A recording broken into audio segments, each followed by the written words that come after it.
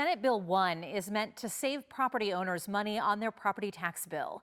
In Indiana, when you pay your property taxes, schools get a big chunk. Now that homeowners, farmers, and businesses will be paying less in property tax, schools will be getting less revenue. 27 ayes, 22 noes. The motion to concur has passed. That vote sending the controversial Senate Bill 1 to the governor's desk. Next. Now school districts are trying to prepare for the financial impacts. And even now, we are still working with our municipal advisors or legal counsel to understand the full impact. In the South Bend Community School Corporation, CFO N.F. Tamid says the district is well positioned now to absorb the loss.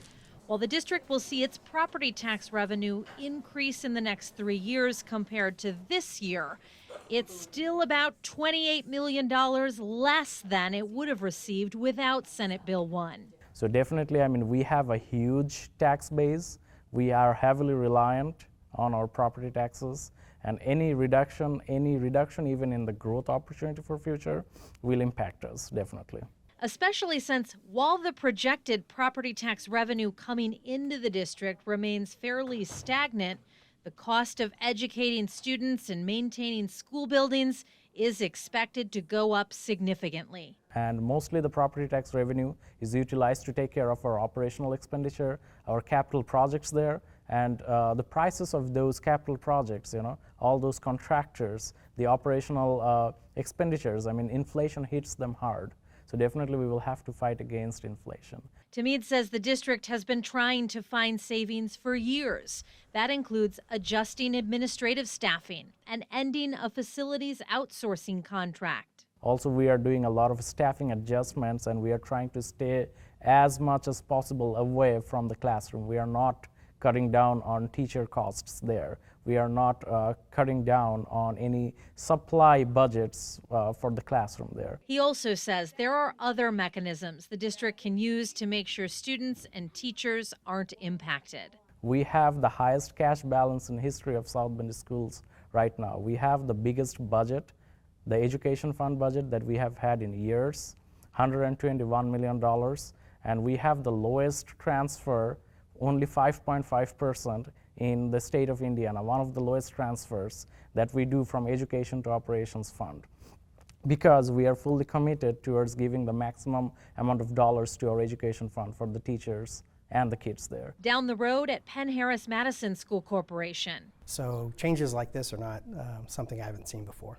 COO Thomas Keeley says the district is prepared. So to say it's a bad bill, it's a very technical bill. But it's something that if you strategically plan and you plan the total tax rate out for 5 years, I really truly believe we can manage through this, and we are strategically positioned much better than most schools in the entire state of Indiana. Under Senate Bill 1, PHM will see about $7 million less over the next 3 years than it would have without the property tax cuts. The district uses its property tax revenue for busing, facilities, maintenance, and administrator pay. So for the next 3 years, we won't really cut. We will be status quo, and that is very fortunate. Keeley says PHM has been long-range planning all along. He says the district has been intentional about its debt and will work within its existing tax rate to manage its budget. But he says not every school district around Indiana is feeling as confident. I would say that there may be only 10 suburban school corporations in the entire state of Indiana who can say that they can keep their tax rate and keep their levy pretty stable over the next 3 to 5 years, and we're one of them. But what happens after that? Yeah, I think that this is so detrimental to many of the small schools and schools that have already issued a referendum that I think that they will reform the bill. For more information on how this will impact your local school district financially, go to this story on our website. I've posted the most recent state estimates there. Thanks for watching. Here's another story you may like, and subscribe to the WSBT 22 YouTube channel.